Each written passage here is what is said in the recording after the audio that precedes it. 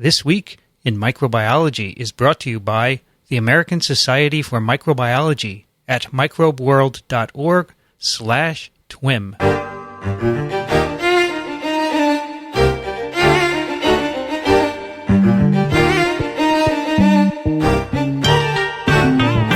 Welcome to ICAAC Live. I'm Vincent Racaniello, and this is the show that explores topics in infectious diseases.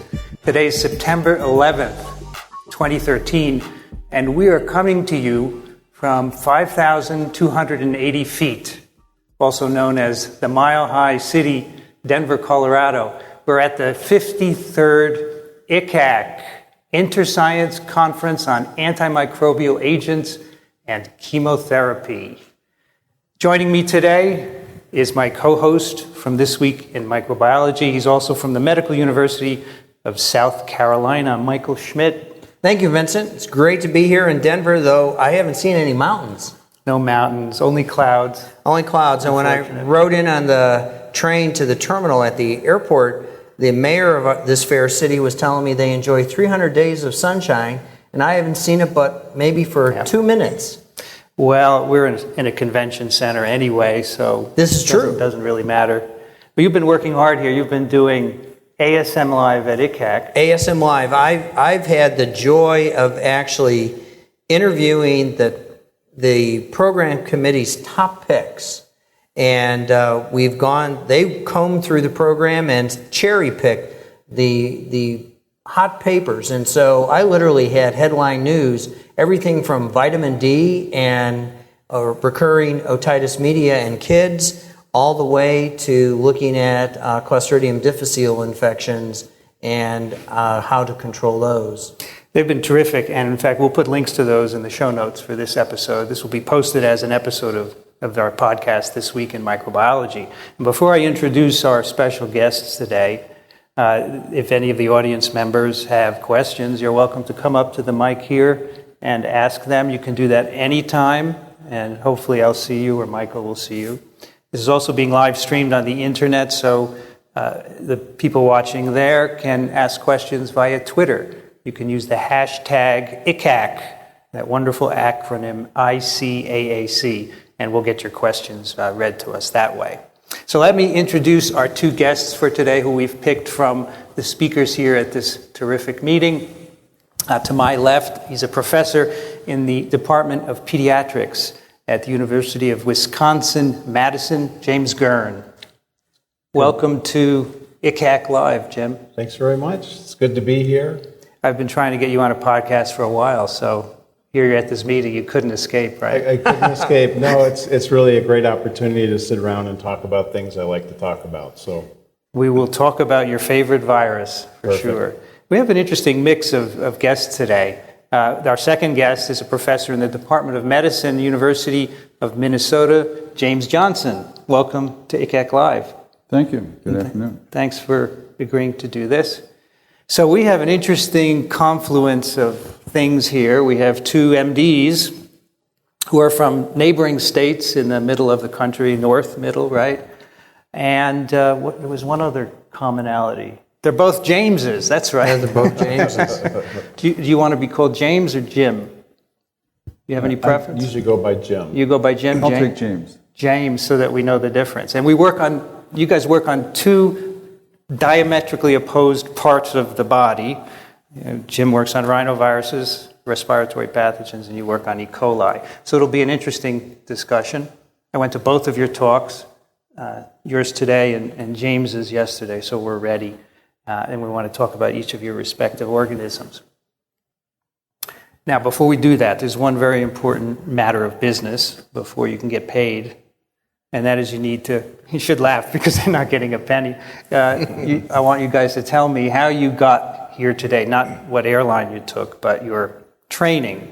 And we'll start with James. I want to know where you were from and what was your educational training. Well, I was a liberal arts major as an undergrad at Macalester College in St. Paul. I majored in chemistry sort of because that was the closest thing at hand. I was doing pre-med, but I had started out as an English major. I did a Russian minor. I played in the bagpipe band. I sang in the choir. So I was doing all kinds of things, and then settled down to a fairly narrow track, medicine at the University of Minnesota, just up the road from McAllister. And then spent about 8 years in Seattle at the University of Washington doing my internal medicine residency and infectious diseases fellowship after medical school. Then I came back and assumed a faculty position back at the University of Minnesota, same place I'd come from.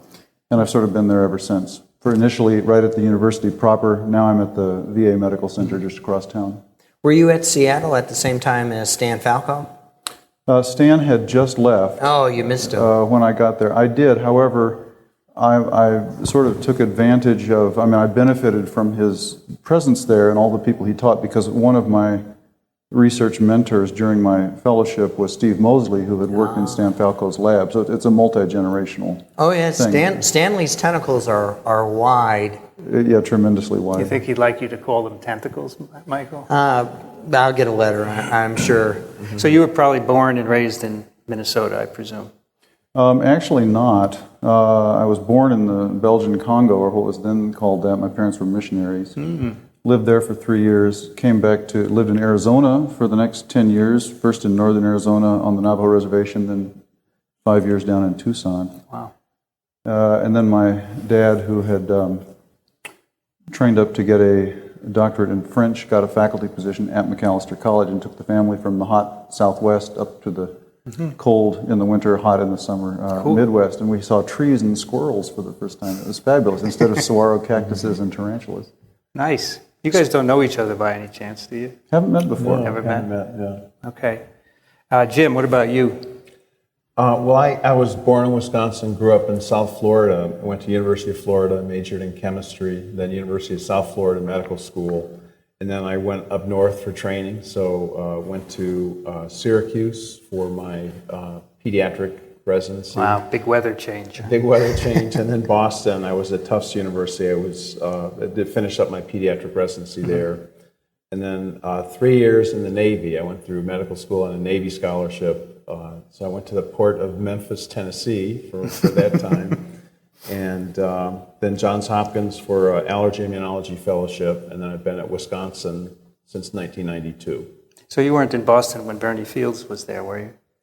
I don't think so. I think you're a bit young for that, yeah. Could be, See, that's a compliment. I think you're young. Yeah.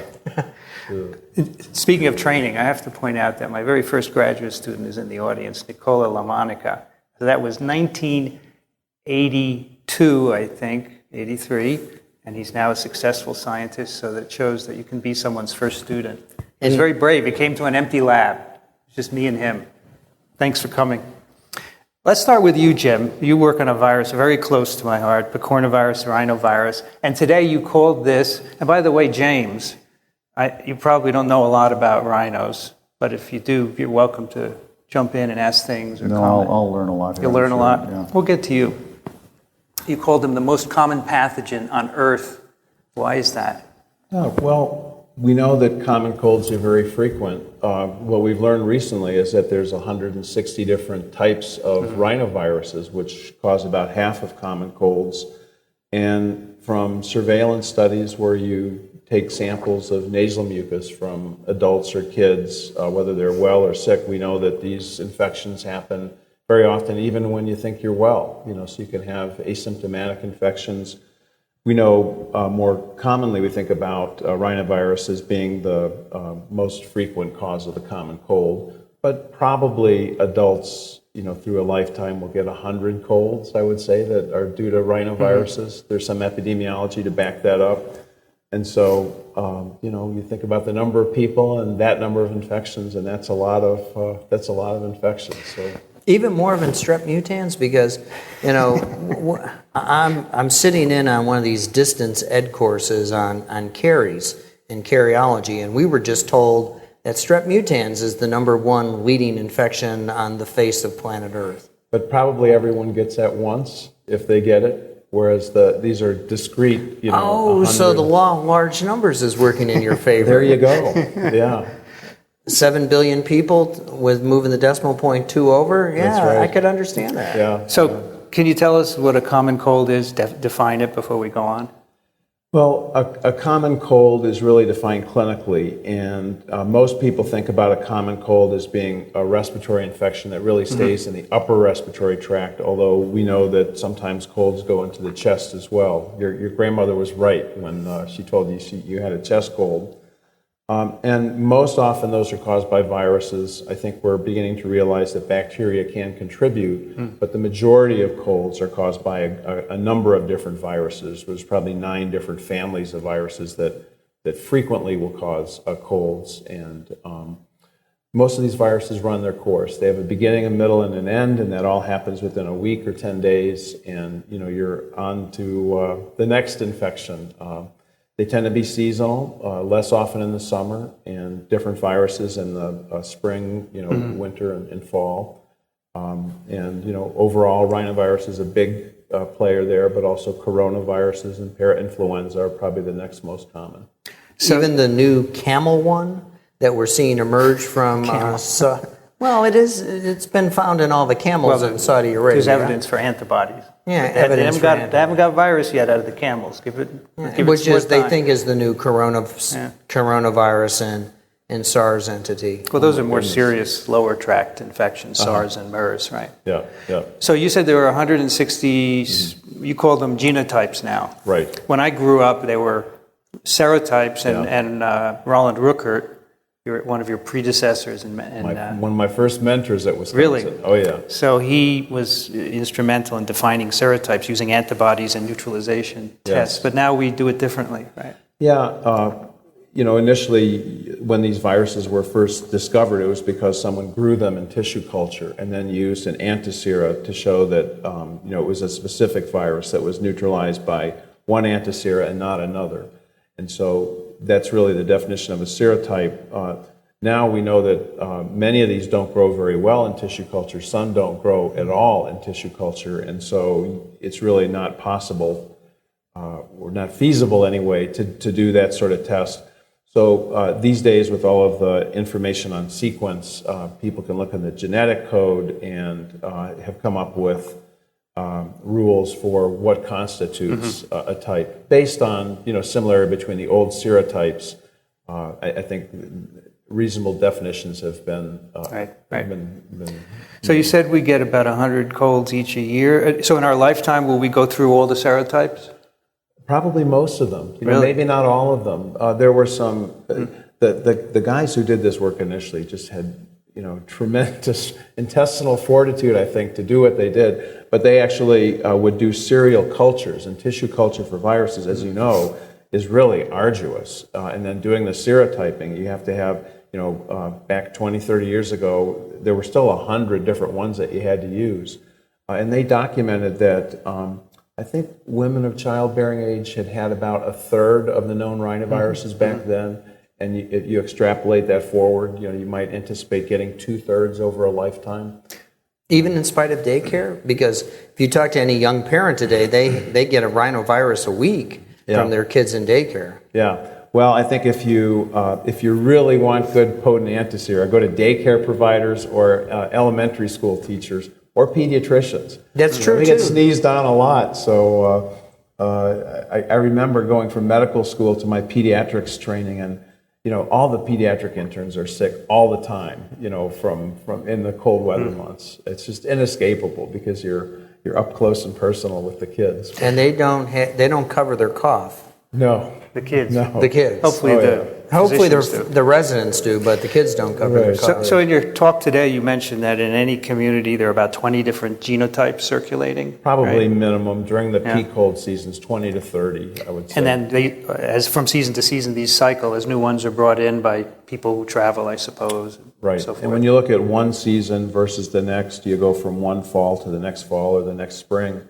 And maybe 10% of the types are leftovers from the previous season, and 90% are different ones. I think what that means is that no matter who you are and what your immunity is, there's probably going to be one of those 20 or 30 viruses you probably haven't seen before. Right. And so, that's why we're getting colds frequently. So how are these transmitted? I've seen lots of possibilities in the literature, but let's hear it from the expert. Some of the most creative research that I've read has been looking at transmission of common colds, and the two there were two camps on this. So Elliot Dick, who believed that aerosol transmission was the way that things happened, and then Jack Waltney. Elliot Dick was in Wisconsin, again, one of my mentors when I first moved there. And then Jack Waltney at University of Virginia, who was convinced it was hand to mouth, or hand to eye, and so forth. And so Elliot went to McMurdo Research Station in Antarctica to study how colds get spread. I mean, you talk about a Renaissance guy. I mean, he dreamed up this thing because in Antarctica, once you're there in the wintertime. You're trapped. They can't get in and out. Now they can, but it's really difficult. So he would look at who came in, culture them all, see who had what virus, and then see how it spread. Then he took that same model and made a mock Antarctic hut at Wisconsin in one of the research buildings, where he mimicked the airflow and, et cetera. So the same number of people, and would come in with people who were inoculated and look to see how they spread to other people. And he and Jack had this running, debate about which was the most common way that these colds are spread. I think in the end, they showed that you can spread them in either way. And it's still a question, which way are they spread most readily? And it might depend whether you've got a 2-year-old, pawing at your face. Touching everything. Right. Or, a 32-year-old in the same office, maybe different modes of spread. You mentioned today that babies are reservoirs. They have, and they're not always sick. And so, we're always kissing babies and touching them. So it's another. Right, yeah. And so Elliot defined that you have to have someone who's shedding a lot of virus to be an efficient spreader, and then you need prolonged contact, unless it's a child. And the children just spread viruses very readily because you want to pick them up, and their hygiene is less than perfect. But they're adorable. Then they're adorable. That's right. So by aerosol, is it there are different size droplets? Are there large droplets or small droplets that are probably mainly large droplets? I mean, they would have more virus in them. They're going to get deposited in the eye or the nose. So they're close. If I cough or sneeze, you guys might get infected, but not someone in the back of the room. Yeah. Whereas with measles, that could actually transmit. People have done some work on airplanes, looking at airplane air and what sort of viruses you can find in filters and whatnot. And it's you can find traces of viruses, but probably with rhinoviruses, it's more up close and personal. Right. Elliot found that if you put cohabitating couples and had one with a cold and one without, it was an average of 100 hours of contact before you got spread. So casual contacts, aren't too likely. Now, I have a cold now, and I know exactly where it came from because I had a trip to Australia, and I sat next to a person who coughed and hacked for 15 hours next to me. There was no way I wasn't going to get that cold. So you don't look like you're ill at all. Yeah, you have a little scratchiness in your throat. A little scratchy. I'm kind of. I had that, typically with the cold, you get the scratchy throat, and then you get the rhinitis symptoms, so the runny nose. At first, it's really a thin, runny nose, and then the mucus kind of thickens up, and then you can get a cough and whatnot, and then things start to clear. So I'm a little over the hump, I think. So there are a large number of asymptomatic infections, you said. What percentage, roughly, do we have any idea? I think it probably depends on the age group, but somewhere between a third and a half, I would think. So that's probably depends on your own constitution of whether or not you're going to let yourself be sick. Right, and it's probably a component of the spread as well. You're infected but don't know it, and you're spreading it to others. But this sounds like a really well-adapted pathogen. It really is. Right. Yeah, I think one of the amazing things about respiratory viruses is that they, not only are they perfectly programmed, with 7,200 bases, they really do a great job at disabling the host cell responses, and this is work that you've done. And replicating their own cells, but they also induce the behaviors that spread colds. So they induce mucus production, sneezing, coughing, which is really pretty astounding. I mean, they're just incredibly successful pathogens. Do we understand why they're seasonal at all? I've read a lot of ideas about this, and some concepts I think are valid.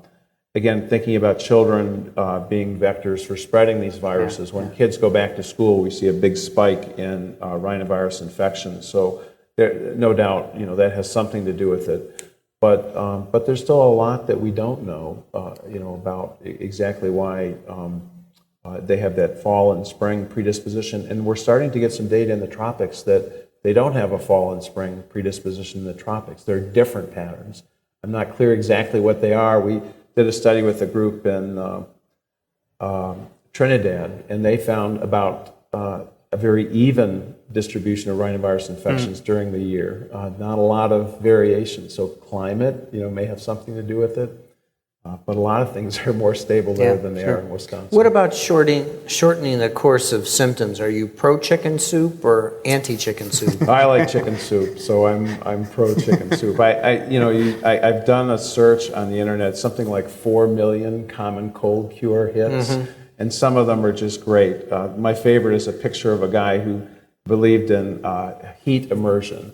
So he takes a straw and goes in the bathtub with some temperature that the water has to be in, and sits under there for 20 minutes and breathes through a straw. I just thought that was incredible. You get enough air through a straw. Huh? I suppose. It must be a bigger one. I don't know. But So the genotypes are divided into 3 species, they're called, A, B, and C. Yes. Do they all cause the same disease?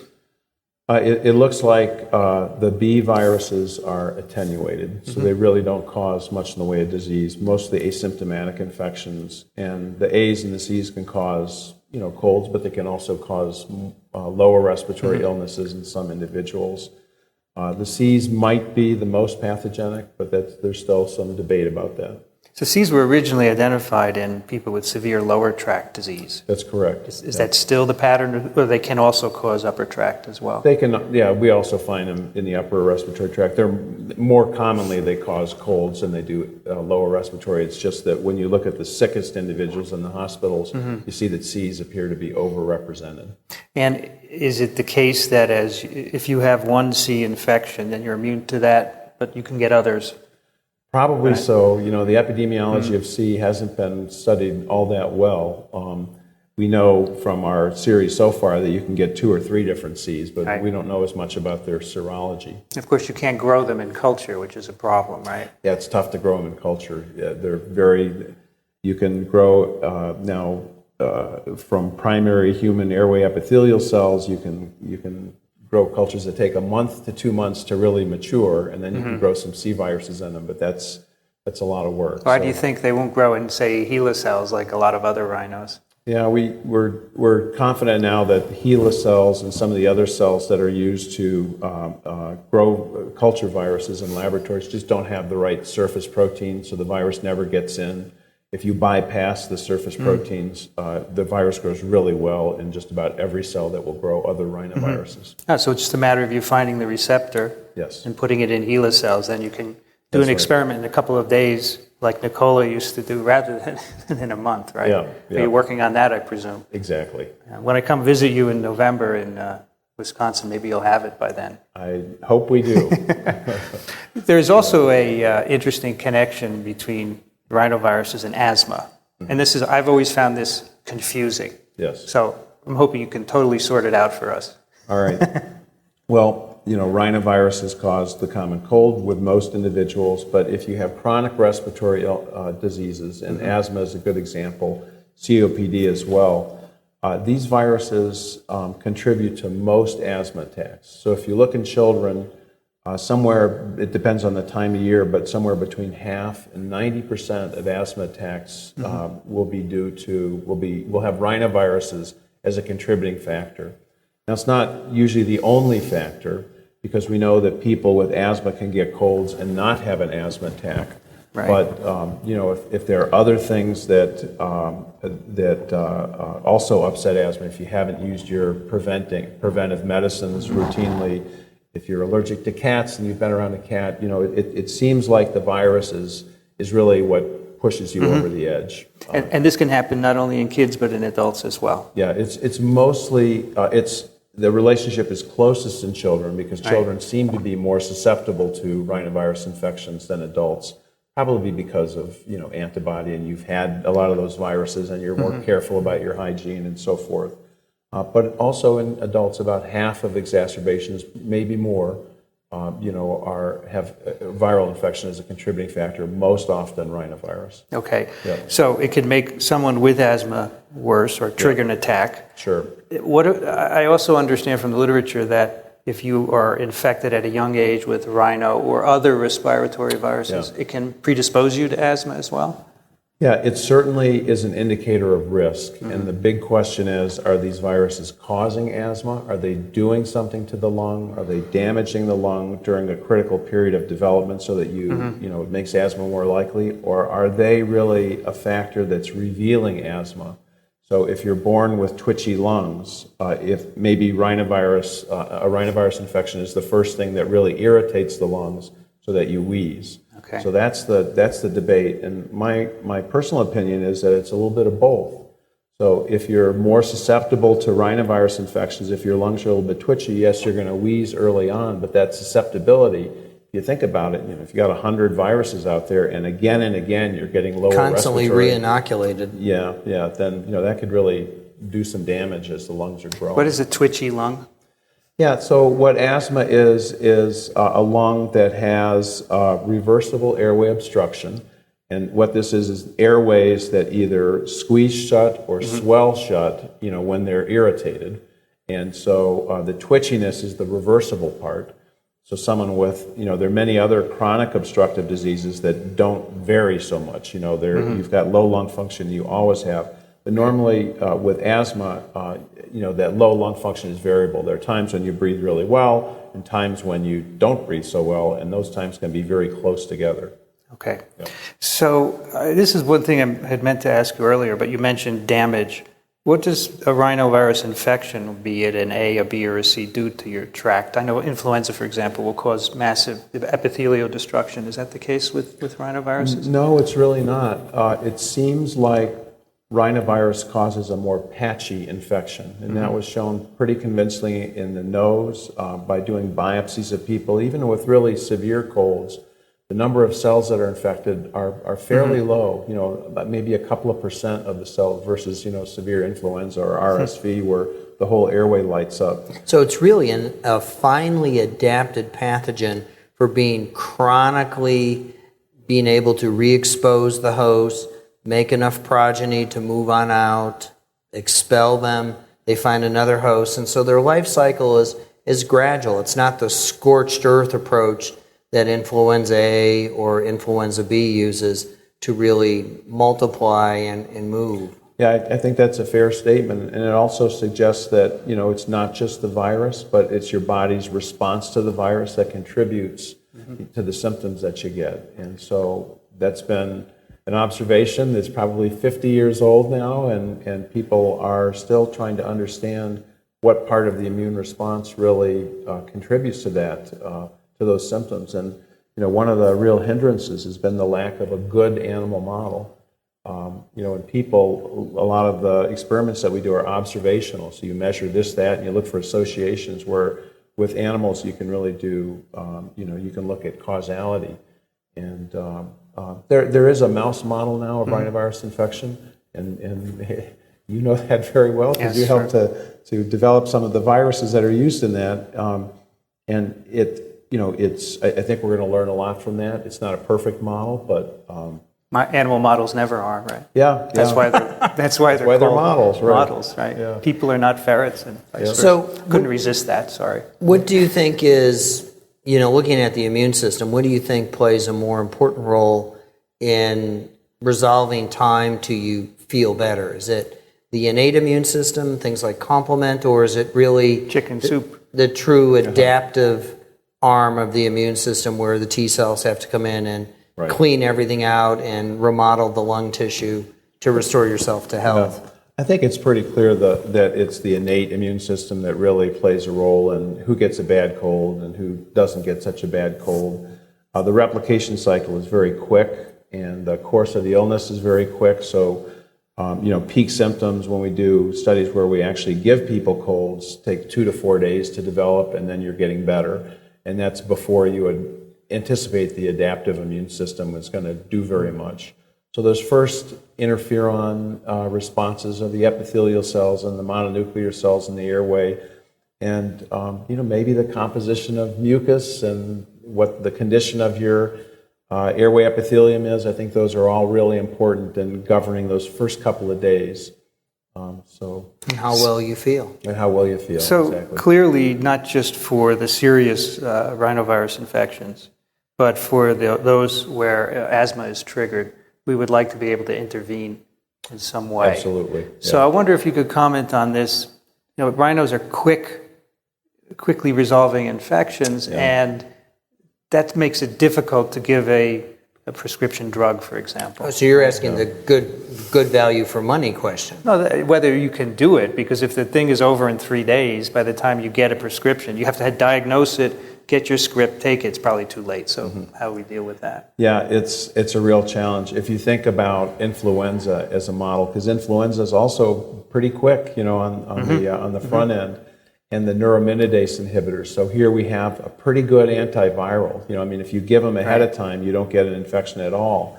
But we know that the neuraminidase inhibitors have some effect on the course of influenza, but not much. They knock a day off the illness. They probably reduce the percentage of people who go on to get more severe disease. And you see kind of the same thing with rhinovirus infections. I guess one of the questions that remains to be resolved right now is with people who are susceptible to getting lower respiratory manifestations. Is there a bigger window? So do you get a cold and then there's a few days before it spreads down into your chest, or is the process so rapid that you don't have that big a window? If we had a couple more days from the recognition of the cold, so you could take the medication and keep it from spreading into the chest, you might anticipate better results. But for flu, we have a rapid diagnostic, which is not great, but we do. Why don't we have that for rhinos? There's nothing you can do. Well, I always thought that if you had a rapid, then companies would make drugs, right? Yeah, it's a little bit of the chicken and the egg thing. I think with some of the newer technologies, we'll eventually get a good rapid diagnostic for rhinovirus. I think the genetic variability is tough. The best assays are the molecular assays, and with flu, you can use non-molecular assays and get at least a pretty good reading early on with the rapid flu test. Until we get to the PCR-based tricorder. Tricorder. It's not going to be PCR. It's just going to be waving it in front of you, and it'll say you have a rhino infection, and here's your prescription. Yeah.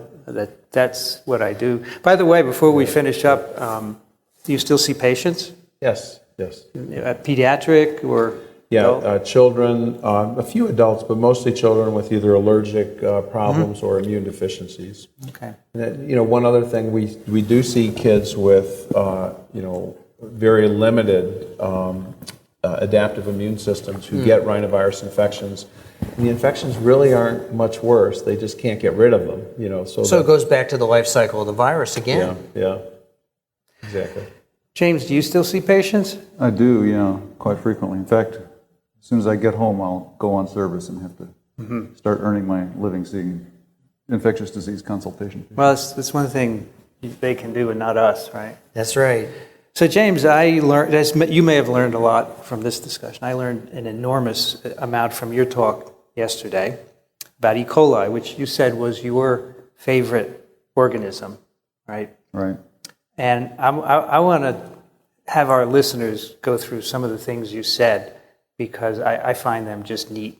And the first is, many of us view E. coli as a gut commensal, but you said there are really 3 kind of types of E. coli besides the gut. Could you enumerate those for us? Yeah, well, actually, I think a lot of the lay community, ordinary people, or if anyone asks me, so what do you do for a living? I say, well, I study E. coli. And what they think of is the hamburger-associated diarrhea E. coli. Right. And many people are unaware that we pretty much all have E. coli in our guts. They hear E. coli, they think, oh, badness. Newspaper headline, outbreak, some big food recall somewhere, people getting sick and dying. Like that's what E. coli does. Well, E. coli, E. coli is everywhere. It's in poop. Poop is full of E. coli, whether it's our poop or dog or cat poop or farm animal poop. It's the main bug in poop. And as long as it stays in poop, by and large, that's fine. There are a few strains that can cause diarrhea. Right. Then you get a lot of liquid poop. Right. But it's in normal, healthy poop. And so many people don't know that. But the ones that cause diarrhea are really relatively uncommon, at least in the industrialized world. Fortunately so. Yeah. You pointed that out in one of your slides yesterday, right? Right. The numbers of serious illness or death due to, say, E. coli 0157H7, which is the poster child for the diarrhea, hamburger, bad, bloody E. coli, under 100 per year in the U.S. And when they happen, they're sensational, and every one of those illnesses is, of course, important, and it's a tragedy. But there are nearly 100 times more serious illnesses or death due to E. coli, but of the kind that cause urinary tract infections. These are extra-intestinal, right? Extra meaning outside the intestine. Yeah. So the intestinal disease-causing E. coli would be the ones that cause diarrhea, that kind, and there are about 6 other flavors, of diarrhea caused by E. coli. And they pretty much only cause diarrhea. The only part of the body they can infect is the large intestine for the most part. The ones that cause urinary tract infection typically live in the intestine without causing disease. They're just fine there. It's only when they get outside where they don't usually belong, they don't know what they're doing there, the body doesn't know what they're doing there, then you get trouble. It's the walkabout, to take the Australian phrase, is when they leave the happy home of the commensal environment of the large intestine, they go on their walkabout, and they end up in the urinary tract. I mean, I have an easy time explaining UTIs to medical students and dental students who happen to be women, because women talk, and UTIs are much more common in women, and they know from their healthcare provider it's typically E. coli that's doing them in, whereas men don't appreciate that until they're much older. Yeah, women bear the brunt of the burden of disease for E. coli in the middle years of life. During the childbearing years, from the onset of sexual activity all through the childbearing years up until menopause. And about at that age, that's when men start picking up with their prostate trouble and diabetes-related neuropathy and things that make the urinary tract not function right. So when the urine can't get out normally, that's also a problem. So in later years, men and women are sort of neck to neck, if you will, for who's having more urinary infections. And it's more likely if patients have urinary catheters in, or they're debilitated lying around in a bed, and especially if they're having fecal incontinence and there's more opportunity for the bugs to get in. Also, very young children will sometimes have them, especially if they have abnormalities of the urinary tract, and that sometimes brings it to attention. A young child with a urinary infection, look out, there may be a congenital blockage to and urine in fact, in an early TWiM that we did, we had a pediatric emergency room doctor who was talking about E. coli, and the fact that he's very much concerned about these toddlers who get the UTIs and they go undiagnosed, and then those children will develop pyelonephritis, which then in later years will result in premature hypertension. This is really a challenging area. There's been so much research and so many opinions that have been overthrown by later research, and then it's raised again as a possibility. It's sort of circular. Which comes first, the damage to the urinary tract or the presence of the bacteria? Are the bacteria actually causing the damage, or is damage happening for some reason and that predisposes to congenital infection? Chicken egg sort of thing. Yeah, so when children have abnormalities that allow urine to go the reverse direction from the bladder back up to the kidney, that's known to be a risk for developing chronic kidney disease, also for developing infections. And then the question is, do the infections make the kidney disease worse? And if you do something to prevent the infection, can you avoid progressive kidney disease? And it used to be there was a lot of enthusiasm for that idea, and we got to find out if the bugs are getting up there. I think the latest is the enthusiasm has backed off a lot because efforts to go after them with antibiotics and frequent urine cultures and so forth have just not been all that productive. Yeah. Are there any other extra-intestinal sites that the E. coli will infect besides the urinary tract? Sure, yeah. E. coli can get to almost any part of the body and is able to cause infections everywhere. The second most common is probably actually in the abdominal cavity but outside the intestine. And those can happen either because there's a break in the normal integrity of the bowel that keeps all those bugs inside instead of getting outside, or sometimes the bugs actually get into the circulation from whatever reason and wind up landing in the abdominal cavity, having come through the bloodstream. Depends on the patient. But there's pneumonia. Often hospitalized patients who have a ventilator tube in will develop pneumonia, and E. coli is one of the ones that can do that. Patients that have intravenous catheters in for whatever reason sometimes will get bloodstream infection, and E. coli is one of the bugs that will sometimes do that. Wounds can become infected, and rarely muscle tissue, bones. Meningitis, what people would call spinal meningitis, happens in newborns. That's one setting. Also in older people, especially once they start developing their urinary abnormalities and the bugs in the bladder find ways to get out. Or if they have neurosurgery, where surgeons are actually cutting into the central nervous system, or trauma of some kind, where there's penetration, bugs that usually stay on the outside get in, and E. coli is one that can do that. So anywhere in the body, and many of the same strains that will cause urinary infections turn out to be perfectly good at causing infections somewhere else. It's not like they just hone in on the urinary tract. I think that's more a matter of, that's the site of opportunity for bugs from the gut. The urinary tract is the next obvious place for them to go if they're going to go somewhere. Yeah, I was listening to you yesterday. I couldn't help think that we're not really well designed in that way, because to have the anus so close to the genital tract is just wishing for this. And so I can't imagine any other way to do it, though. So It may be the importance of the microbiome too, Vincent. I mean, you may need that constant dynamic of, introducing microbes to different niche areas of the body, and that just so happens to be it. One of the fascinating things I found with your talk yesterday, Dr. Johnson, is the whole notion of the core genome of E. coli, and how, you think about it, E. coli's core genome is only 40% of its total genome. Less, substantially less, probably. I showed 40. Yeah. But that was only after the first 3 genomes have been looked at. But the more genomes you get, the less it becomes. Yeah, you'll find, here's a strain that doesn't have something that we thought was core. So the core just gets smaller. And it's still, from the med tech's perspective, it's still a gram-negative non-spore-forming rod that ferments glucose with the production of acid and gas at 37 degrees. And, that's the operational definition of E. coli, and it ferments lactose on top of it. Except when it doesn't, and it produces indole, except when it doesn't. Yeah, and that 40%. And what is most remarkable, and you told a very tragic tale of twins yesterday in your keynote talk. Sisters, actually, not twins. Oh, sisters. Yeah. And you told that story, and I'm looking at this genome concept of just thinking about, they have this core genome and then all these different, for lack of a better term, pathogenicity islands that can confer unique attributes, and then just a little bitty change in the 2 different strains between those 2 sisters cause a very profound and devastating clinical outcome in one and a chronic outcome in another. Yeah, so the big picture, as we started out saying, there conceptually are these 3 groups of E. coli. The commensals that pretty much don't cause disease, the diarrhea-causing E. coli, and then the extra-intestinal E. coli.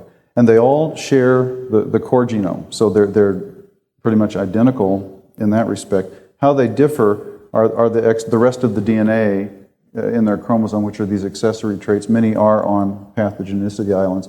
And those traits tend to broadly push them in one direction, like toward being a diarrhea-causing strain, an extra-intestinal strain, or just a gut-colonizing strain.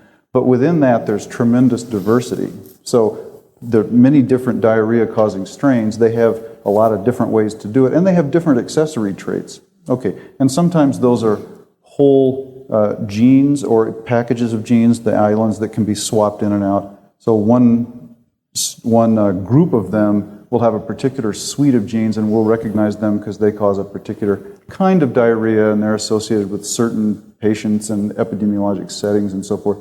Others will be different. Similarly, for the extra-intestinal strains, there are some differences, broadly speaking, between ones that typically cause meningitis, cause bladder infection, cause kidney infection, but there's also a lot of overlap. But even when you get down to, as you say, a single clone, this is a single lineage, 2 strains that are almost have identical genomes, except for a few small changes. So here we're not talking big blocks of genes or anything. These are very subtle changes. And even down to the level, there's been a report of, in one patient, a strain, E. coli strain, that changed a single nucleotide that changed an amino acid that shifted the binding properties of a very important adhesin from being more likely to bind to the gut epithelium to being more likely to bind to the bladder epithelium, and the patient developed a symptomatic infection. The one from the bladder had that single change. The ones that were still in the gut lacked that change. So it can be as subtle a change as, one amino acid. That's about as small as it can get. And then you just have the beauty of they just make more. Once they attach, they just continue to grow, and they end up resulting in a symptom. Well, so yeah, and I don't know how it is with the rhinoviruses. With E. coli, it's pretty clear that there's an awful lot of environmental selection and niche adaptation. So let's say there's no evolution happened a long time ago, and now we have this array of different E. coli types.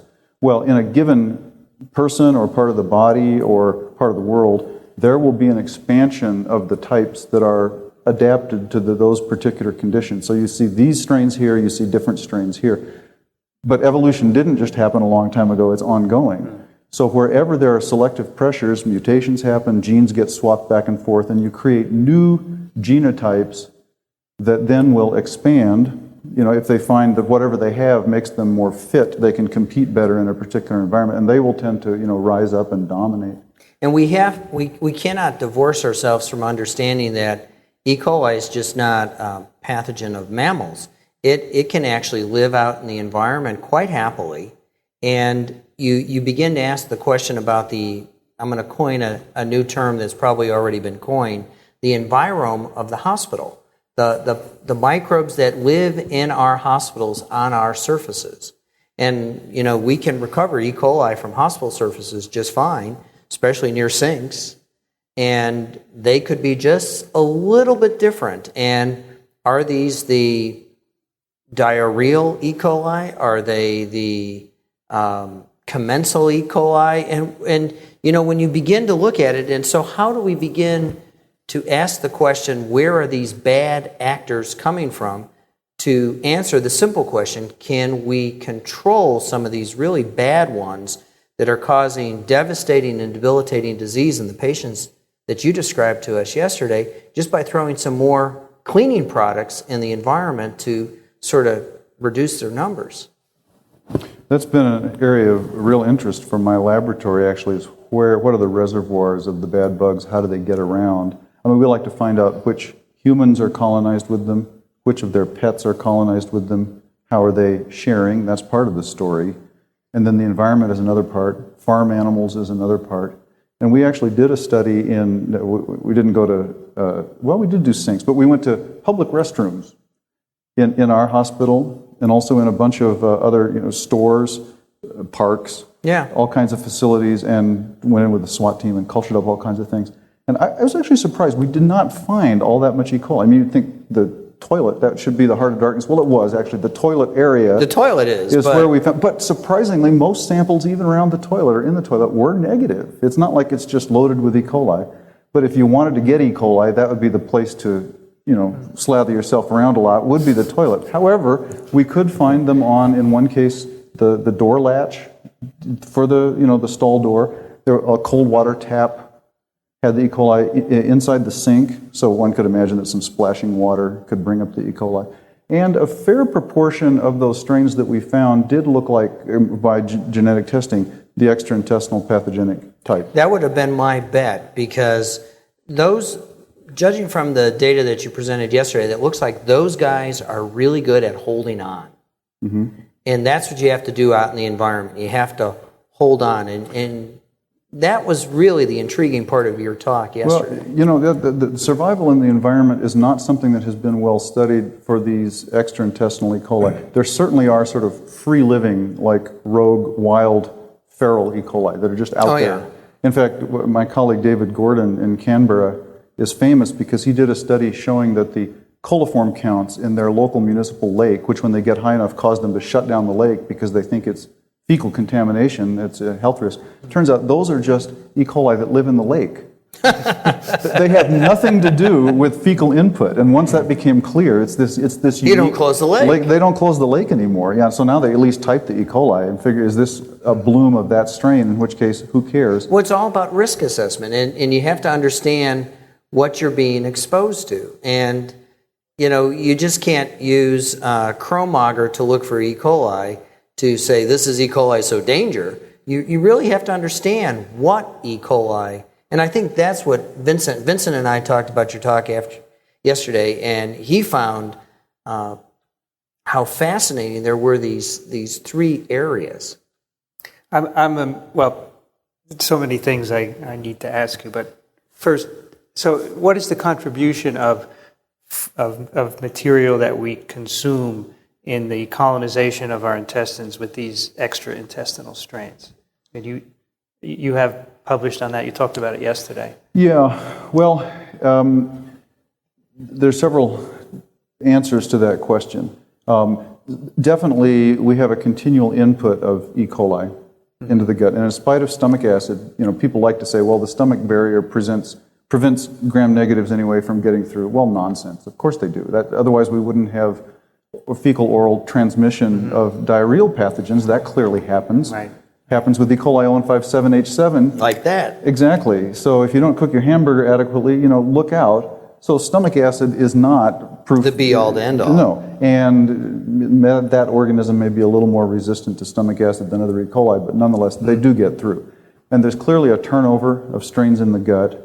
Direct evidence for a dietary input, I think some of the best is a study by Corpay et al., where they fed volunteers irradiated food that would have no living organisms, and they saw the level of resistant bacteria in the gut drop, E. coli, drop tremendously, and when they went back to a conventional diet, it popped back up again. So it looks like we actually populate our guts on an ongoing basis with an input of resistant and presumably also susceptible bugs.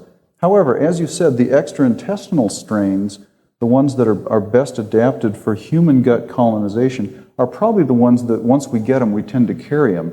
And these other bugs, if they're from alien environments like food animals, where most of them are not that well human adapted, they probably mostly pass through. Transiently, they're there. They might cause an infection. They might hand off a resistance gene or a virulence gene on the way through. So they definitely pose a threat at some level, but they're probably not the ones, for the most part, that take up long-term residence. I actually think that humans probably pass around strains from one another, between one another more. So those are perfectly well-adapted human strains going from human to human.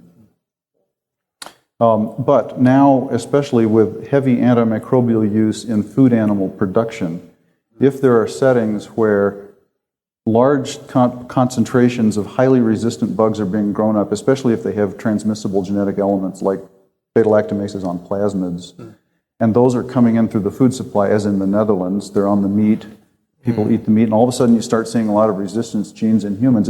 It seems pretty clear that that's what's happening, especially when the molecular typing, like we did, shows that a lot of those strains are dead ringers. You can find them on chicken, and they show up in people causing bacteremia, and they're not otherwise in the human population. So beef and chicken, pork, I Yeah. assume. What else is contributing to this? Any commercially slaughtered animal, I would think. Yeah, pretty much all conventionally raised animals are being exposed to antimicrobials to some extent. It varies tremendously, though, depending on the particular producer and the country. Different countries differ hugely, and there's not a lot of transparency about what's going on. That's a problem. Right. Industry regards that as, it's their own proprietary information. Why should they share it? There's legislation trying to get more transparency. Industry tends to fight that. So that goes on. In Netherlands, for example, Denmark, there's a whole lot more transparency, both on the human side and on the animal side. All antibiotic use is reported. That's considered sort of a public good. Everyone should know it. And so epidemiologists can compare use with resistance data and try to draw inferences. Here, we don't have that benefit. Right. What about farm fish? Is that a contributor?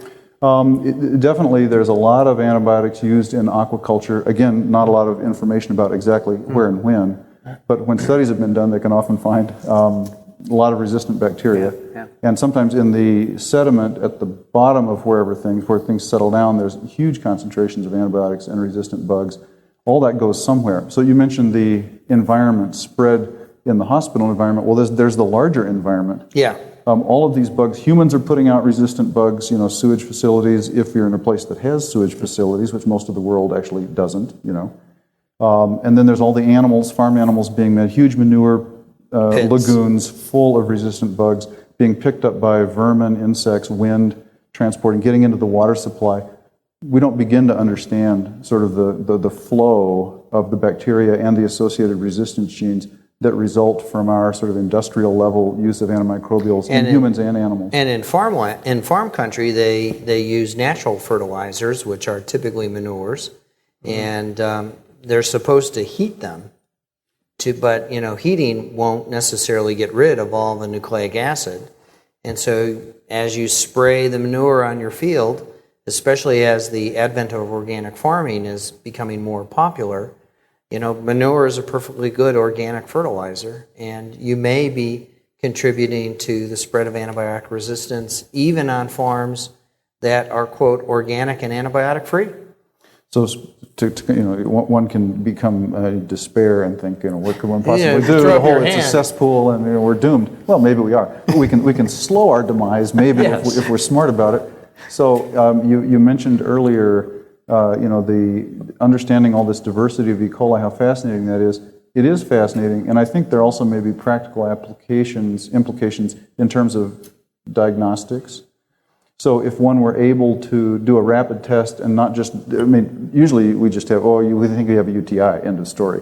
Well, if we had a test that could rapidly say, well, we think you have an E. coli UTI, that might be one step forward. But if we could say, we think you have an E. coli UTI, and it looks like it's due to this strain, and we know that strain is typically resistant to XYZ or susceptible to XYZ. We could give. You could make a quasi-rational empirical therapy decision right at the point of care instead of doing what we are forced to do now. The nuclear weapons. Which is nuclear weapons, unless you think you're in a population where you don't need it. But then a patient's going to come along who in fact did need it, and you have a tragic case like the sister story where someone dies because the empirical therapy, the algorithm, the one-size-fits-all, didn't fit this person. Because flying blind. We don't know what we're treating. We'll just give what we think ought to work. And managed care is going against IDing organism to type. They're just sort of, doing the 50,000, it walks like a duck, it quacks like a duck, so we give this drug. And, hopefully MALDI-TOF will get us to being able to identify that, and MALDI-TOF looks to be offering a promise of reducing the cost to ID. Whether or not it will achieve the same level of specificity as strain typing remains to be seen. Yeah, I think the more we're confronted with unpredictable susceptibility patterns, and the more one can predict that with a quick test, the more value there will be to doing, and also the closer we get to the no more antibiotics cliff, where every antibiotic dose has to be, considered, weighed heavily because we know that there's a societal harm to the use of this drug. Yeah. In the days when there's an infinite supply of antibiotics and you can sort of predict what the susceptibilities are for a patient with a UTI, then sure, why do a culture? Just treat empirically. And that was actually what I learned 20 years ago when I trained. The new idea was let's not do urine cultures on everybody. We're wasting a lot of, we want to save healthcare costs. They actually cared about costs 20 years ago too. There the idea was let's not do diagnostic tests, let's just treat. And that was great for then. But the bug scene has changed so much now that it's sort of coming back to, it's all great to treat empirically, but when you have patients failing and needing retreatment, or worse yet, getting sick and needing to be in hospital or dying, then the cost of doing a diagnostic test now makes becomes sense. Very attractive. Mm-hmm. So one thing I found amazing from your talk, another thing, is that this strain or strain type ST131. I would love our listeners to hear a little bit about what that is and what it's doing. Well, it's a new strain of E. coli.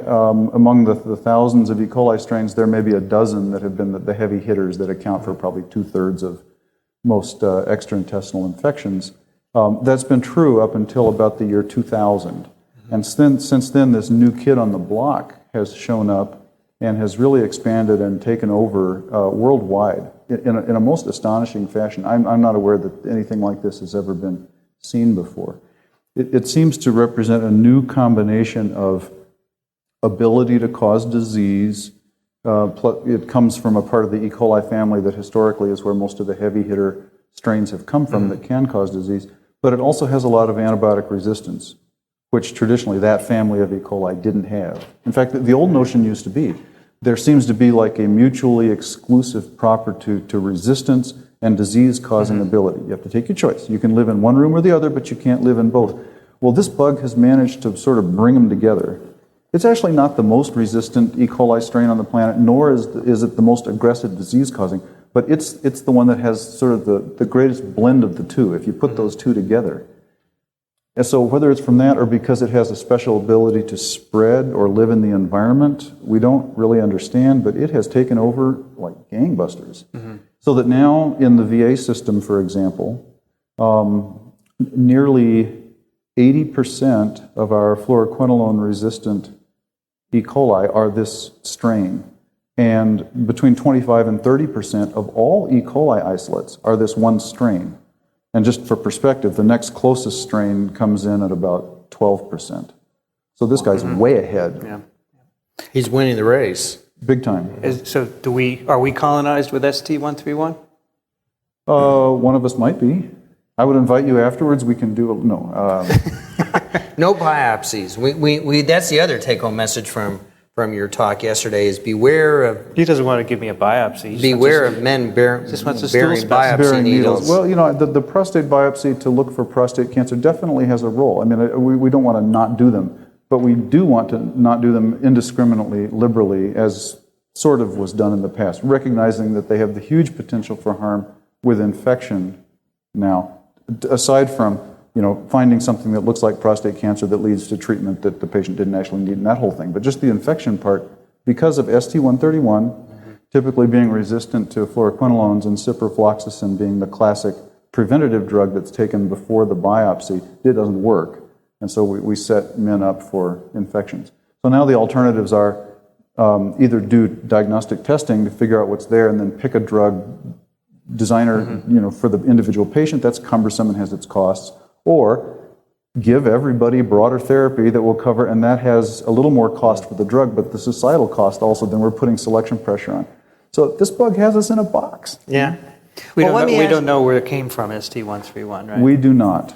Love to know that. We know that it seems to have emerged explosively starting right around in 2000, although its ancestors have been here we've traced them back as far as 1967. Right. We know it's been around. But there were some genetic changes that first appeared in around 2000 that were associated with this big explosion. So probably the bug gained fitness, resistance, but also something else, like It got a infection-causing ability or a colonization or transmission or whatever. But we don't know exactly what those traits are, nor do we know where, if you mean like, you know, geographically, did this come from Timbuktu or Paris or what? Right. No, haven't Or pinned that down. Chicago, or a human or a food animal of the environment. We don't even know that. We don't know that, although really this has been almost entirely a human-based sort of epidemic. You can find the bug in animals now and then, people get excited because the whole food story... probably moved from us to our pets. Well, it probably has. You definitely can find dogs and cats colonized with it, but that's uncommon, and so spillover from the human population rather than it's Fifi or Fido's fault, I think is more plausible. And Chicken Little, you know, sometimes does have this bug, but the fact that it's so hard to find in chickens makes me think it's unlikely that we're being bombarded by, you know, The poultry a barrage. industry. Yeah, the poultry industry. They may be responsible for other resistant E. coli coming in all the time. I think, in fact, they are. But ST131, I don't want to blame them for. Well, the people who have spent a fair bit of effort learning how to decolonize healthcare workers for MRSA, do you think decolonization of men in their 50s before their prostate gets too big to obstruct urine flow would be a worthwhile investigation to see if we can actually, if you're colonized with ST131 before you get to the age where your prostate becomes obstructed and you'll end up with the train wreck that are UTIs in elderly men, Could that be an opportunity? Well, I don't know. I suspect not. I mean, the idea of achieving sustained decolonization, or actually any decolon, I don't think we know how to decolonize for this bug. We have lots of patients now, we meaning physicians caring for patients with urinary tract infections. I get a lot of emails and calls from colleagues who are at their wits' end with patients who keep coming back with what do I do? Recurrences. What do I do? And we're really struggling with that. But knowing that this bug can get into people's gut seemingly so readily, I really doubt that we could decolonize. A one-time thing, even if you could make it go away at one point in time, that they would somehow stay bug-free forever, that seems implausible. Could you, for our listeners again, tell the story of the father and daughter who had a sequential UTI? Yeah. Oh, this was a father and daughter, both with diabetes. The father developed a urinary infection that went on for some time and got worse, and he finally wound up in hospital fairly sick, and when he had an abdominal CT done, was found to have bilateral intrarenal abscesses. That happens. It's a somewhat uncommon complication with pyelonephritis, kidney infection.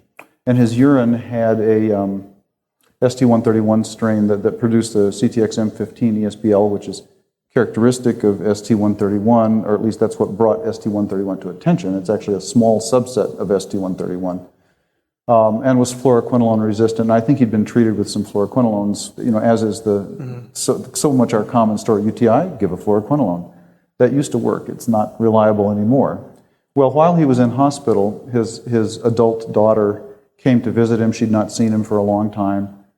Spent I don't know how long with him. Used the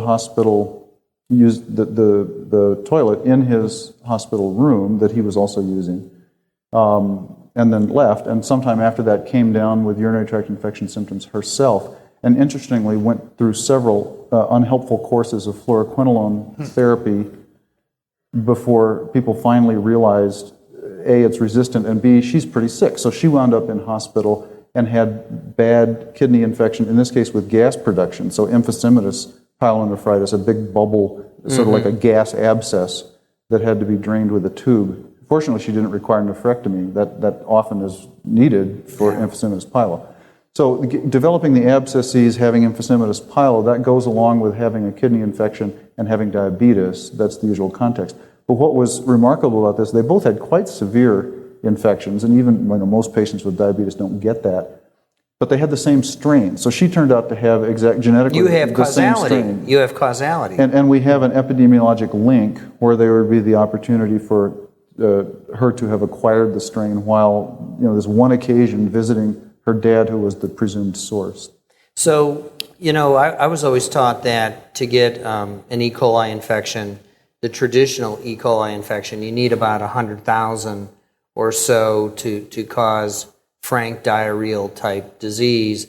And then the classic O157, you need far fewer, down in the hundreds to tens of hundreds. And so the question is how many of these ST131s, what is the minimum infectious dose? Because again, I think this one case with the father and daughter, granted it's only an N of 1, but I think the epidemiological evidence that you present is strong, making the argument that if your loved one is in hospital with ST131, you shouldn't use the in-suite bath.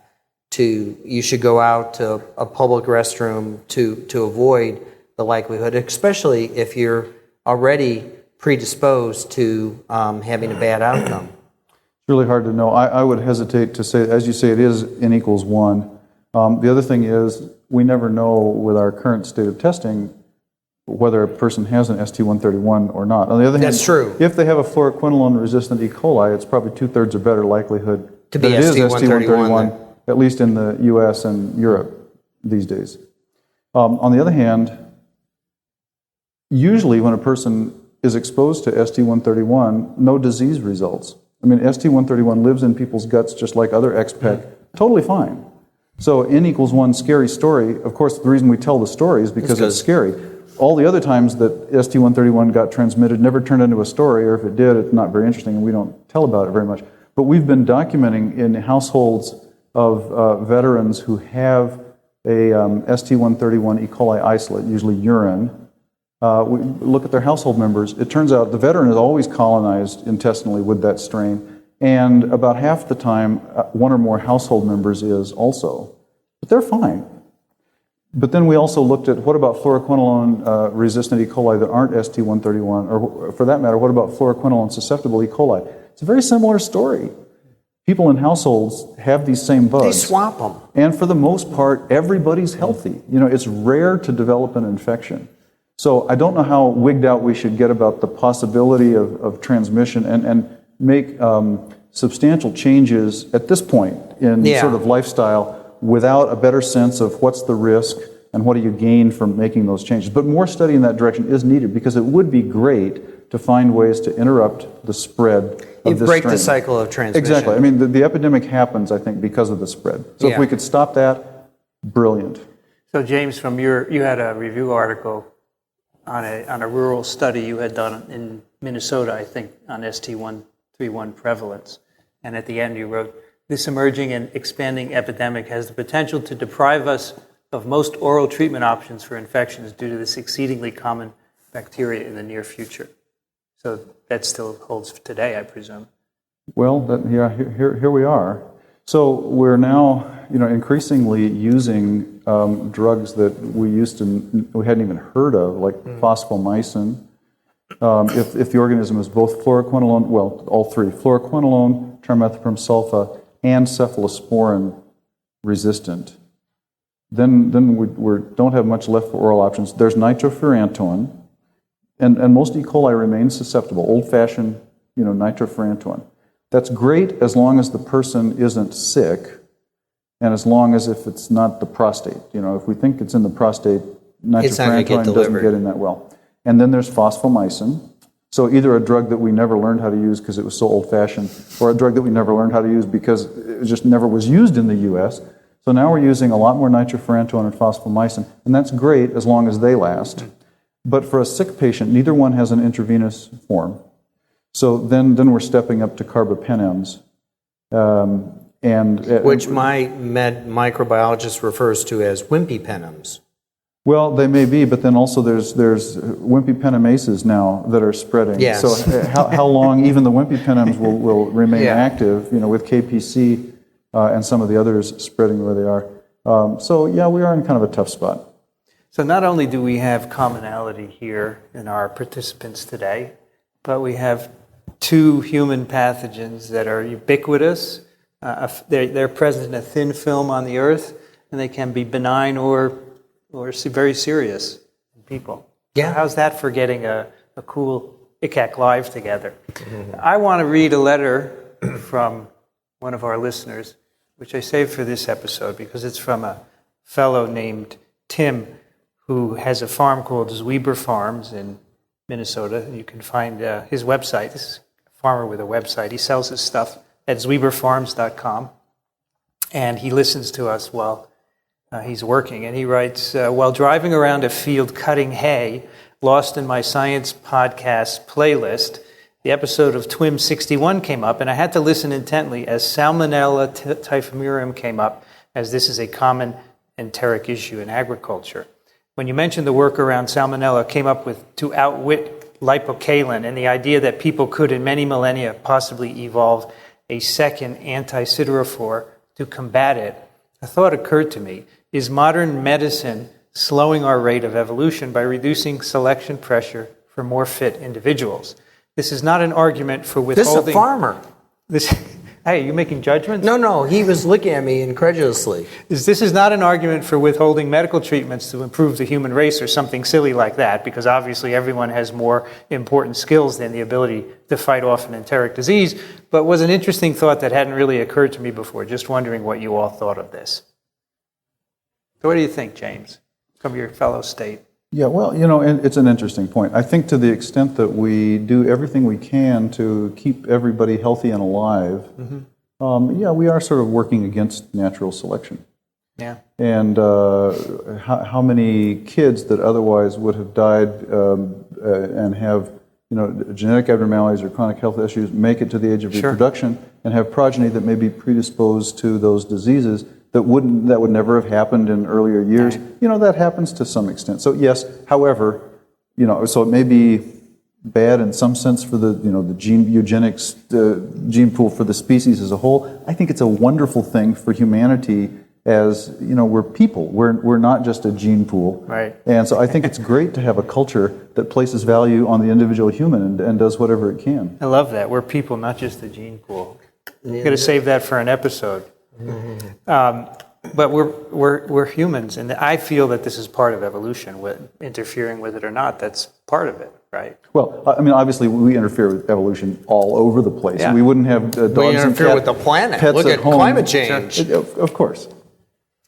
And then to finish up this letter, also thanks for the TWiP mention of our farm. I'll let you know if there's a TWiP bump like there is for TWiV. TWiP is TWiP and TWiV are two of our other podcasts on parasites and viruses. If you decide to do an agriculture-themed podcast like you and Dixon mentioned, I'll be sure to listen to every episode, as your opinions on agriculture are always well thought out and enjoyable to hear, because it's interesting to see the views of very intelligent people that aren't directly in the field. Have a great day. I need to get back to putting this hay down while the sun is shining. Well, so could I insert, speaking of interfering with evolution, agriculture? I mean, everything that happens in agriculture today is almost involved, especially bred and manipulated crops. The plants that are grown today are not, 2,000 years ago, they didn't have these plants. So inserting genes through molecular biology, that's one thing, but all the crossbreeding and stuff that's gone on, we've been messing around with evolution for a long time. Just look at dogs. Exactly. Dogs are the best example.